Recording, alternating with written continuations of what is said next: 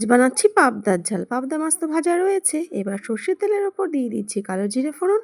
তারপর মিক্সিতে আমি সাদা সর্ষে, কালো সর্ষে আর পরিমাণ মতো নুন হলুদ দিয়ে পেস্ট করে রেখেছিলাম, সেটা দিয়ে দিলাম। আর দিয়ে দিচ্ছি গোটা লঙ্কা। দিয়ে খানিকক্ষণ, বেশিক্ষণ কিন্তু আমি এটাকে কষাবো না। খানিকক্ষণ কষিয়ে কিন্তু জল দিয়ে দিচ্ছি এর মধ্যে। কারণ সর্ষে বেশিক্ষণ কষালে কী হয়, তেতো হয়ে যায়। তোমরা সবাই সেটা জানো। তো এবার কিন্তু পরিমাণ মতো জল আমি দিয়ে দিচ্ছি। একদম সামান্য জল দেবো। খুব একটা বেশি ঝোল কিন্তু আমি পাবদার সর্ষেতে করব না। তো দেখো সামান্য জল কিন্তু একটু দিয়ে দিচ্ছি। তোমরা কীভাবে রান্না করো আমাকে একটু রেসিপি শেয়ার করো তো বন্ধুরা। আমি তো আমার মতো করে করলাম, সেটাই তোমাদের সাথে শেয়ার করলাম।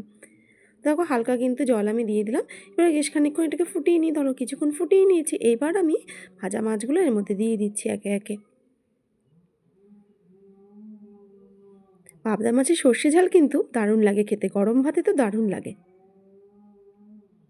এবার দেখো মাছটাও ঝোলের মধ্যে একটু ডুবিয়ে দিচ্ছি, দিয়ে একটা ঢাকনা চাপা দিয়ে 2 মিনিটসের জন্য এটাকে কুক করে নিচ্ছি।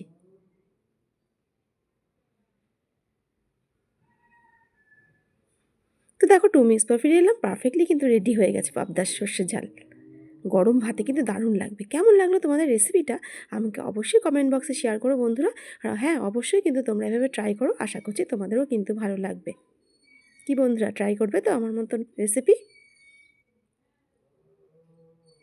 কেমন লাগলো আমাকে অবশ্যই জানাও।